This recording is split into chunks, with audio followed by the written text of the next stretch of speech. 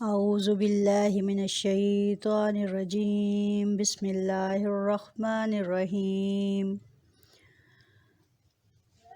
الصلاۃ والسلام علیکہ یا سیدی یا رسول اللہ صلی اللہ علیہ وآلہ وسلم۔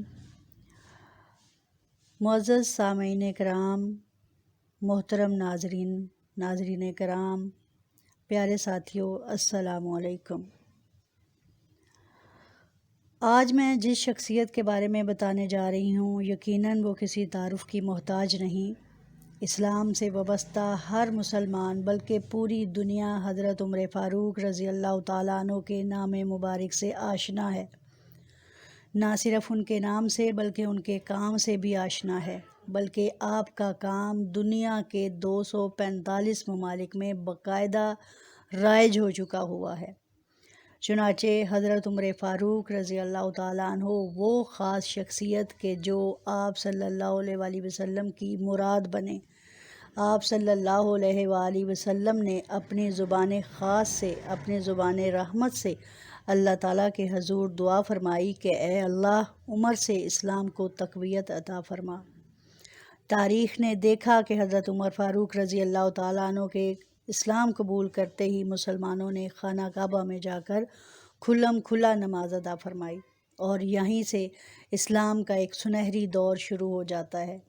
اسلام یقیناً ایسا دین، ایسا مذہب کہ جس نے تمام مذاہب کی اہمیت کو اپنے اندر سمیٹا، تمام مذاہب کی خاص باتوں کو اس کے اندر جگہ دی۔ حضرت سیدنا فاروق اعظم رضی اللہ تعالیٰ عنہ نے دنیا کو ایسے سسٹم دیے کہ جو آج پوری دنیا میں رائج ہیں۔ آپ رضی اللہ تعالیٰ عنہ سے خاص کام جو منقول ہیں، جو آپ کے سسٹم سے ملتے ہیں، ان میں سے کچھ یوں ہے، جیسے سن ہجری کا اجرا کیا، مؤذنوں کی تنخواہیں مقرر کیں، مسجدوں میں روشنی کا بندوبست کروایا، پولیس کا محکمہ قائم کیا، جیل کا تصور دیا، اور ایک مکمل عدالتی نظام کی بنیاد رکھی۔ بلکہ آپ وہ پہلے ہیں کہ جنہوں نے حکمرانوں، سرکاری عہدیدارانوں اور ججوں کو سزا دینے کا سلسلہ بھی شروع کیا اور ان کے اثاثے ڈکلیئر کروائے۔ آپ رضی اللہ تعالیٰ عنہ نے ایک آبپاشی کا نظام قائم کیا، فوجی چھاؤنیاں بنوائیں اور فوج کا باقاعدہ محکمہ قائم کیا۔ آپ رضی اللہ تعالیٰ عنہ نے پہلی بار دودھ پیتے بچوں، معذوروں، بیواؤں اور بے آسراؤں کے وظائف مقرر کیے۔ آپ رضی اللہ تعالیٰ عنہ نے غیر مسلموں کے وظائف بھی مقرر کیے۔ آپ کے دور حکومت میں ایک ذمی، ایک غیر مسلم جس کے اوپر کچھ جزیہ دینا تھا، جب اس سے طلب کیا گیا تو وہ حضرت عمر فاروق رضی اللہ تعالیٰ عنہ کے پاس بھاگا پہنچا، دہائی دی کہ جناب میں اپنی جوانی جزیہ ادا کرنے میں لگا دی، میں نے اپنی جوانی جزیہ ادا کرنے میں لگا دی، چنانچہ اب میں بوڑھا ہو چکا ہوں، میری ہڈیوں میں طاقت نہیں کہ میں کام کر کے یہ جزیہ ادا کر سکوں۔ تو جناب نہ صرف آپ رضی اللہ تعالیٰ عنہ نے اس کا جزیہ معاف فرمایا بلکہ وظیفہ بھی مقرر فرما دیا۔ آپ رضی اللہ تعالیٰ عنہ وہ حکمران ہیں جنہوں نے دنیا میں پہلی بار حکمران طبقے کا احتساب بھی شروع کیا۔ آپ رضی اللہ تعالیٰ عنہ راتوں کو تجارتی قافلوں کی نگرانی کرتے تھے۔ آپ فرمایا کرتے تھے کہ جو حکمران عدل کرتے ہیں وہ راتوں کو بے خوف سوتے ہیں۔ آپ رضی اللہ تعالیٰ عنہ کا فرمان تھا کہ قوم کا سردار قوم کا سچا خادم ہوتا ہے۔ آپ کی مہر خلافت پر یہ لکھا تھا، عمر نصیحت کے لیے موت ہی کافی ہے۔ آپ رضی اللہ تعالیٰ عنہ کے دسترخوان پر کبھی کوئی 2 سالن نہیں رکھے گئے تھے۔ آپ رضی اللہ تعالیٰ عنہ زمین پر سر کے نیچے اینٹ رکھ کر سو جاتے تھے۔ آپ رضی اللہ تعالیٰ عنہ سفر کے دوران جہاں نیند آ جاتی کسی درخت پر چادر تان کر سایہ کرتے اور سو جاتے، اور راتوں کو ننگی زمین پر دراز ہو جاتے تھے۔ اس کے مقابلے میں اگر آج کے دور کے آپ حکمرانوں کو دیکھ لیں، ان کے پروٹوکول کو دیکھ لیں، تو آپ کو اندازہ ہوگا کہ کسی جگہ پر آنے سے کی وجہ سے پورے کے پورے شہر بند کر دیے جاتے ہیں، سڑکیں بلاک کر دی جاتی ہیں، نظام زندگانی ختم ہو کر رہ جاتا ہے، اور ان لوگوں کو بڑے بڑے شاندار پروٹوکول دیے جاتے ہیں۔ یہ ہوتے ہیں حکمران۔ آپ رضی اللہ تعالیٰ عنہ کے کرتے پر 14 پیبند تھے، اور ان پیبندوں میں ایک سرخ چمڑے کا پیبند بھی تھا۔ آپ موٹا کھردرا کپڑا پہنتے تھے، اور آپ رضی اللہ تعالیٰ عنہ کو نرم اور باریک کپڑے سے نفرت تھی۔ آپ رضی اللہ تعالیٰ عنہ جب کسی کو سرکاری عہدے پر فائز کرتے تھے تو اس کے اثاثوں کا تخمینہ لگوا لیتے تھے، اور اگر سرکاری عہدے کے دوران اس کے اثاثوں میں اضافہ ہوتا تھا تو آپ رضی اللہ تعالیٰ عنہ اس کا احتساب کرتے تھے۔ جب کسی کو گورنر بناتے تو اسے نصیحت فرماتے: نمبر 1، کبھی ترکی گھوڑے پر نہ بیٹھنا۔ نمبر 2، باریک کپڑے نہ پہننا۔ نمبر 3، چھنا ہوا آٹا نہ کھانا۔ نمبر 4، دربان نہ رکھنا۔ نمبر 5، اور کسی فریادی پر دروازہ بند نہ کرنا۔ اور آج کیا ہو رہا ہے؟ ادھر ووٹ لیا جاتا ہے اور ادھر ووٹ کو پامال کیا جاتا ہے، اور لوگوں کو ذلیل و خوار کیا جاتا ہے۔ آپ رضی اللہ تعالیٰ عنہ فرماتے: ظالم کو معاف کر دینا مظلوموں پر ظلم ہے۔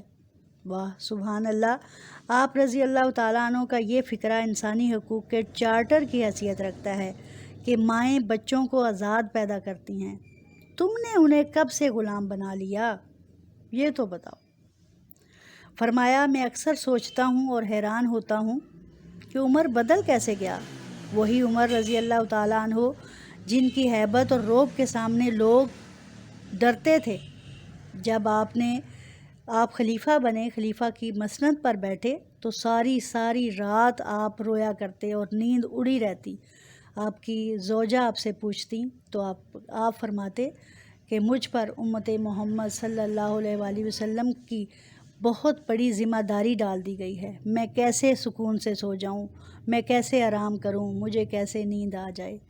ایسے بدلتے ہیں حکمران، لیکن آج ہمارے حکمران نشے میں دھت، کچھ پتہ نہیں ہے کہ دنیا کس طرف جا رہی ہے، ہماری معیشت کا بیڑا غرق ہو چکا ہے، لیکن انہیں اس چیز کا کوئی اندازہ نہیں، وہ اپنے ہی مزوں میں پڑے ہوئے ہیں۔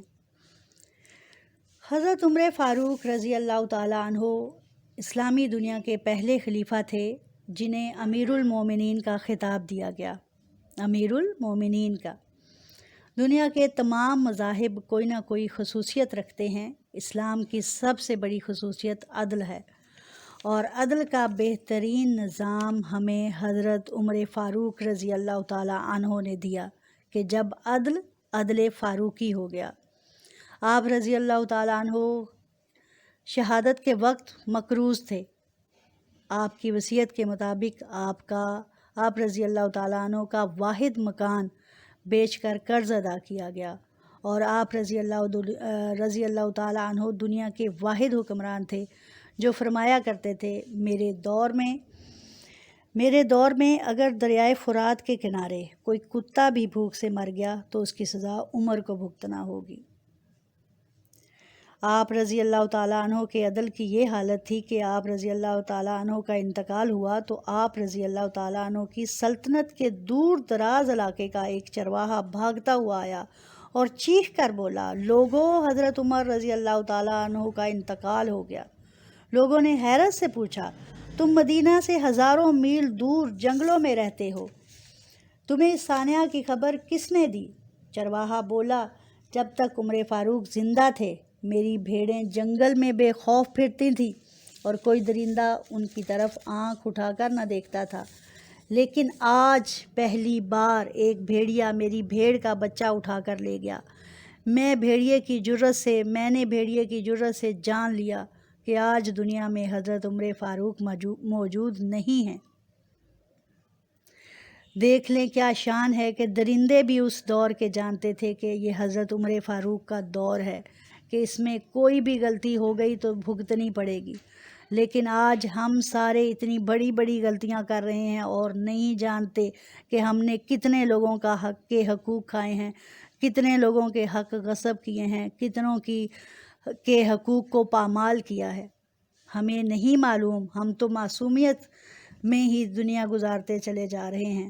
حضرت عمر فاروق نے اپنے دور میں جس خطے میں اسلام کا جھنڈا بھجوایا، وہاں سے آج بھی اللہ اکبر کی صدائیں آتی ہیں، وہاں لوگ آج بھی اللہ کے سامنے سجدہ کرتے ہیں۔ دنیا میں بڑے بڑے لوگوں کے نام رہے، لیکن ان سب میں جو نام آج بھی زندہ و تابندہ ہے وہ حضرت عمر فاروق رضی اللہ تعالیٰ عنہ کا ہے۔ آج بھی جب کسی ڈاک خانے سے کوئی خط نکلتا ہے، پولیس کا کوئی سپاہی وردی پہنتا ہے، کوئی فوجی جوان 6 ماہ چھٹی پر جاتا ہے، یا پھر حکومت کسی بچے، معذور یا بیوہ یا بے آسرا شخص کا وظیفہ دیتی ہے، تو وہ معاشرہ، وہ سوسائٹی بے اختیار حضرت عمر فاروق رضی اللہ تعالیٰ عنہ کو عظیم ہستی تسلیم کرتی ہے۔ وہ انہیں تاریخ کا سب سے بڑا سکندر مان لیتی ہے، سوائے ان لوگوں کے کہ جو آج بھی احساس کمتری کا شکار ہیں، جو آج بھی کلمہ پڑھتے ہوئے پہلے دائیں دیکھتے ہیں پھر بائیں دیکھتے ہیں کہ کہیں ان کی بزدلی ان کے آڑے آ جاتی ہے۔ اسی طرح لاہور کے مسلمانوں نے ایک بار انگریز سرکار کو دھمکی دی تھی کہ اگر ہم گھروں سے نکل پڑے تو تمہیں چنگیز خان یاد آ جائے گا، یعنی ایسی دھمکی۔